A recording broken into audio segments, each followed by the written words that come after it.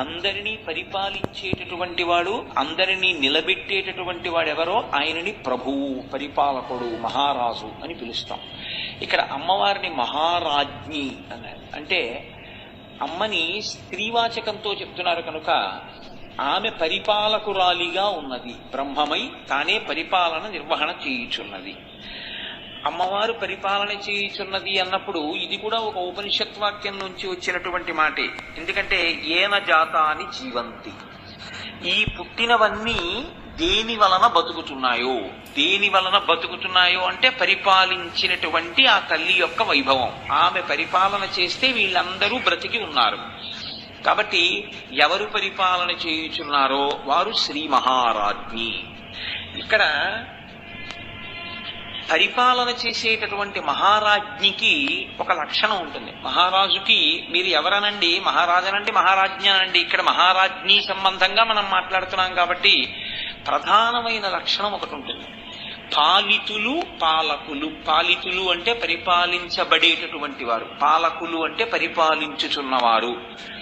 పాలించేటటువంటి వారు చాలా గొప్పవారు అని ఎలా తెలుస్తుంది అంటే, ఎవరి యందు ఏ విభూతి ప్రకటనముగా ఉన్నదో ఆ విభూతి వారి యందు బాగా ప్రకాశించడానికి కావలసినటువంటి స్థితిని ఏర్పాటు చేసిన వాడు ప్రభువై ఉంటాడు. ఒక కృష్ణదేవరాయల వారిని తలుచుకుంటే చాలా గొప్ప ప్రభు అండి. సాహితీ సమరాంగణ సార్వభౌముడు, లలిత కళాప్రియుడు, కవి పండిత పోషకుడు, విద్వత్ కవి.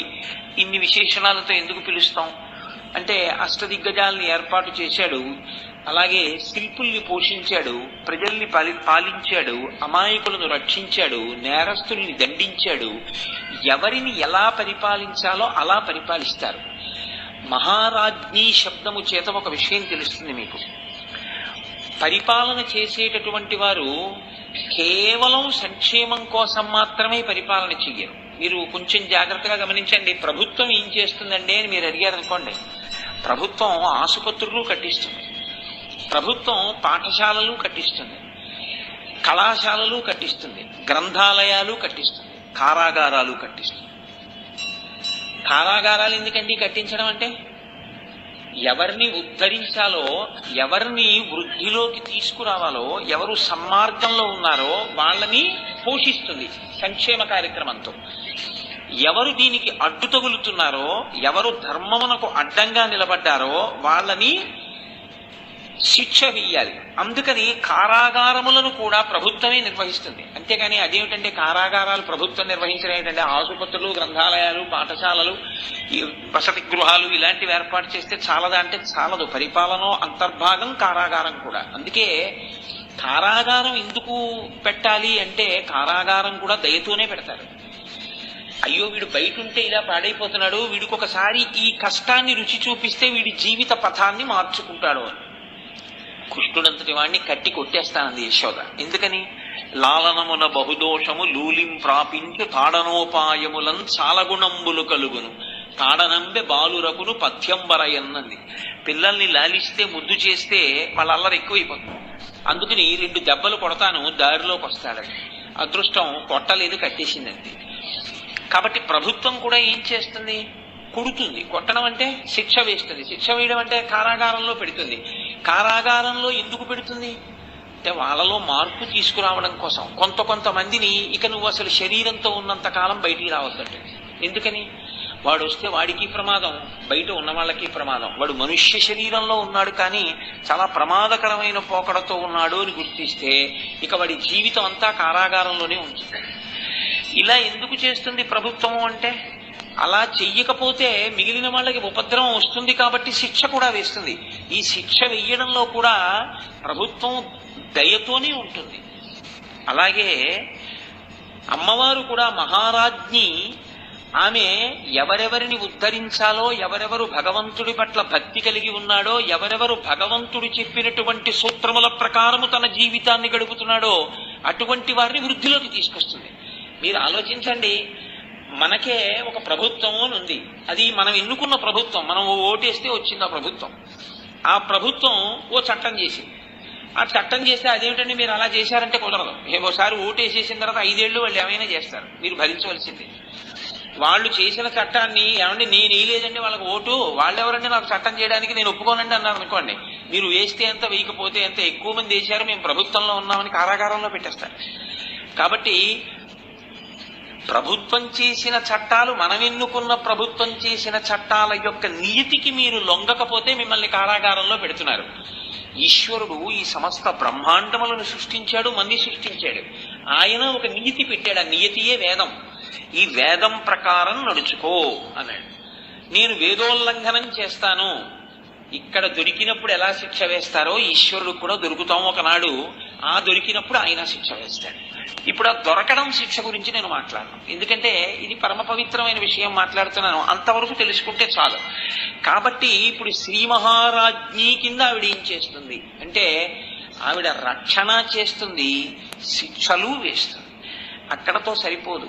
మహారాజ్ఞి అన్న మాట చేత వేదాన్ని అనుసరించి జీవించేటటువంటి భక్తులైన వాళ్ళు, భగవంతుని పట్ల విశేషమైనటువంటి భక్తి తత్పరత కలిగినటువంటి వాళ్ళు, సామాన్యమైన స్థాయిలో ఉన్నటువంటి వాళ్ళ దగ్గర నుంచి ఎవరికి ఏ కోర్కె కోరుకున్నా ఆ కోర్కెలను తీర్చగలిగినటువంటి సమస్త శక్తులు తనయందే ఉన్నటువంటి తల్లి కనుక మహారాజ్ఞి శబ్దము అన్వయమైనప్పుడు ఆ తల్లికున్న మరొక పేరు కామకోటి.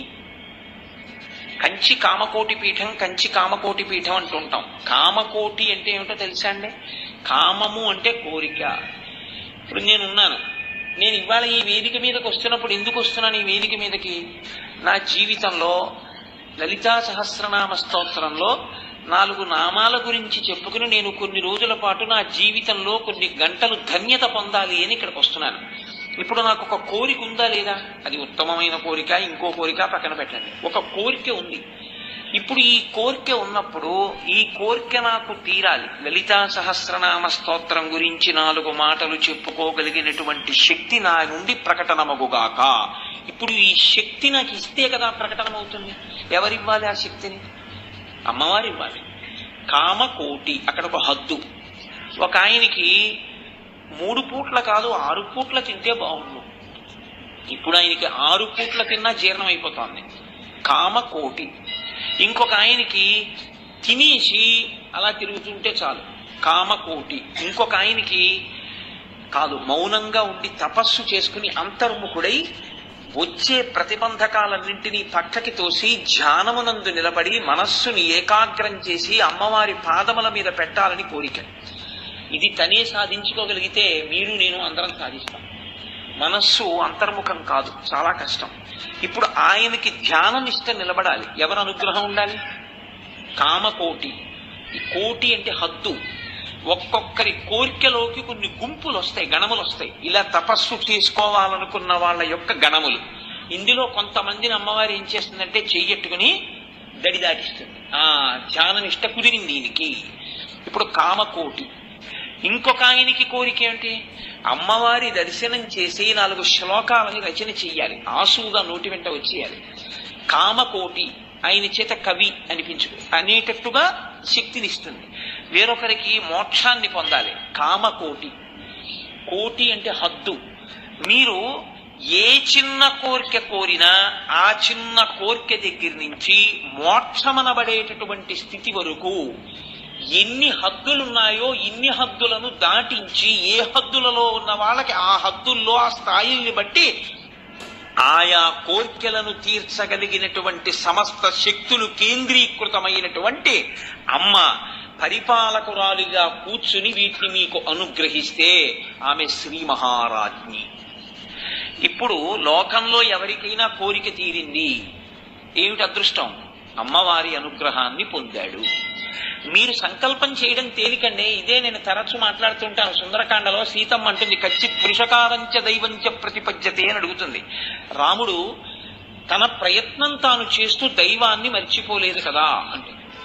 చాలా మంది దగ్గర వచ్చేటటువంటి పెద్ద ఇబ్బంది ఎక్కడ ఉంటుందంటే, తమకి ఉన్నటువంటి వనరులను దృష్టిలో పెట్టుకుని ఈ పని నేను చేసేస్తాను అంటాడు. ఈ పని అయిపోతుందండి, నేను నాకు అవ్వకపోవడం ఏమిటి అంటాడు. అప్పుడు అమ్మవారు ఏమంటుందంటే, ఓ ఇవన్నీ నీకున్నాయని కదా అయిపోతుంది అంటున్నావు, ఇవన్నీ ఉండి కూడా ఎందుకు అవ్వదో కూడా నేను చూపిస్తానని ఒకసారి చూపిస్తాను. చూపిస్తే ఇప్పుడు ఏమంటాడంటే కచ్చిత్ పురుషకారంచ దైవంచ, అంటే నా సంకల్పం వల్ల అవదు, ఇంకొక కంటికి కనపడని అద్వితీయ శక్తి ఒకటి ఉంది, ఆవిడ అనుగ్రహం కూడా కలిసి రావాలి, కలిసి వస్తే నడుస్తుంది తప్ప లేకపోతే నడవదు అంటాడు. ఇప్పుడు ఇది ఇలా నిలబడడం వెనకాతల అమ్మవారి అనుగ్రహం తోడయిందా? ఆ కోటి దాటుతూ ఉంటాడు, కామకోటి దాటుతూ ఉంటాడు, దాటి చిట్ట చివరికి ఏ స్థితి కడతాడు? ఆవిడే తాను అవుతాడు. అదే మోక్షం అంటే. మోక్షం అంటే తనని తాను గుర్తిరిగి స్వస్వరూపముతో నిలబడిపోవడమే, ఆత్మస్వరూపంగా. అది కనపడకుండా ఒక తెర అడ్డుపడుతోంది, ఆ తెర ఎవరు తీయాలంటే అమ్మవారే తీయాలి. తీసేస్తే తన నిజస్వరూపం తనకి తెలిసిపోతుంది. అలా తెలిసిపోయిన నాడు తాను నిజస్వరూపంతో జ్ఞానిగా, ఆత్మస్వరూపిగా తాను ఇక్కడే మోక్షాన్ని పొందడానికి కావలసినటువంటి స్థితిని, ఆ జ్ఞానాన్ని, ఆ శక్తిని ఎవరి వలన కృప చేయబడుతుంది అంటే అమ్మవారి వలన కృప చేయబడుతుంది. కాబట్టి ఆవిడ శ్రీ మహారాజ్ఞి. అందుకే లోకంలో మీరు గమనించి ఉంటారు, ఏది జరగనివ్వండి, తెల్లవారకట్ట ఉపాసన దగ్గర నుంచి అన్ని అమ్మతనంతో ముడిపడిపోయి ఉంటాయి. మీరు చూడండి, లోకంలో మనకి తెలియకుండానే ఒక నానుడి వాడుతుంటాం. ఏమండి ఈ మధ్య మీరు చాలా తక్కువ తింటున్నారేంటి అని అడిగారు అనుకోండి, ఏమిటోనండి షుగర్ వచ్చిందంటారు. షుగర్ అంటే ఏమైందండి, ఎందుకు తినకూడదు షుగర్ వస్తే అన్నారు అనుకోండి, ఇప్పుడు నా ప్యాంక్రియాస్ ఇన్సులిన్ రిలీజ్ చేయట్లేదండి అంటారు. మరి ఇన్నాళ్ళు ప్యాంక్రియాస్ ఇన్సులిన్ ఎందుకు రిలీజ్ చేసింది అంటే, ఇన్నాళ్ళు నువ్వు ఎంత తిన్నా అది జీర్ణమై రక్తంలో కలవడానికి కావలసినంత ఇన్సులిన్ లోపల ఉన్నటువంటి ప్యాంక్రియాస్ చేత విడుదల చేయించిన కంటికి కనపడని శక్తి ఇవాళ నువ్విక అంత తినవద్దు అని శాసనం చేసింది. అదే వైద్యో నారాయణో హరిహి. డాక్టర్ గారు అంటారు, మీరు అన్నం ఎక్కువ తినకండి, ఇన్నాళ్ళు అన్నంలో కూర కలుపుకున్నారు, ఇప్పుడు కూరలో అన్నం కలుపుకోండి అంటారు. కాబట్టి ఇప్పుడు ఏమైంది? అందుకే ఏమండి మీరు ఈ మధ్య గుళ్ళోకి రావట్లేదేమండి అన్నారు అనుకోండి, మోకాళ్ళలో శక్తి తగ్గిపోయిందండి అంటారు, శక్తి క్షీణించింది అంటారు.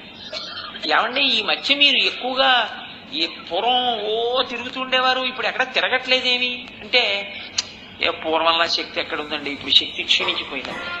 దేని గురించి మీరు మాట్లాడండి, ఆ శక్తి తగ్గిపోయిందంటే.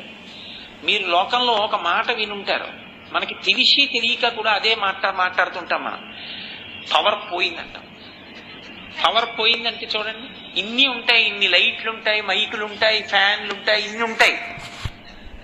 పవర్ పోయిందనుకోండి, ఈ మైకు వినపడేటట్టు చేయదు, ఆ లైటు వెలగదు, ఆ ఫ్యాను తిరగదు. నేను ఇక్కడే ఉంటాను చెప్తూనే ఉంటాను, మీకు ఏమిటి ప్రయోజనం?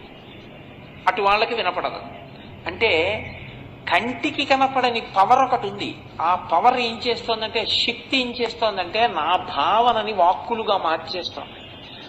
ఈ వాక్కులు నా చేత పలికేటట్టు చేసి ఒక క్రమంలో వచ్చేటట్టుగా, అవతల వారికి అర్థం అవ్వాలి కాబట్టి ఒక క్రమంలో వచ్చేటట్టు, ఒక ఆలోచన ఇంకో ఆలోచన చేత విసిరివేయబడకుండా రక్షణ చేస్తూ ఒక క్రమంలో వాక్కులను ఇస్తోంది. ఆ వాక్కులు పైకి వచ్చేటప్పుడు ఉచ్చారణ యందు దోషం లేకుండా కాపాడుతోంది. ఇది చక్కగా మీ అందరూ కూర్చుని అత్యంత శ్రద్ధాళువులై వినేటట్టుగా మీ మనస్సుని అక్కడ నిలబడేటట్టు చేస్తోంది. ఈ చెవులతో మీరు వింటున్నప్పుడు నాలో ఉన్న భావము మీలో ఉన్న భావముగా మారిపోతుంది. చివరికి సభాభ్య సభాపతిభ్యశ్చవో నమో నమో, సభాపతి భావమే సభ యొక్క భావముగా మారిపోతుంది. దీనికి అంతటికి వెనక ఏదుంది? శక్తియే ఉంది. ఆవిడ పరిపాలిస్తోంది సభనంతటిని. కాబట్టి శ్రీ మహారాజ్ఞి. మీరు ఆ కోణంలో చూడడం మీకు అలవాటవ్వాలి తప్ప ప్రతి క్షణం మీకు ఆవిడ పరిపాలన కనపడుతూనే ఉంటుంది, ప్రతి క్షణం. ఇది శ్రీ మహారాజ్ఞి తత్వం.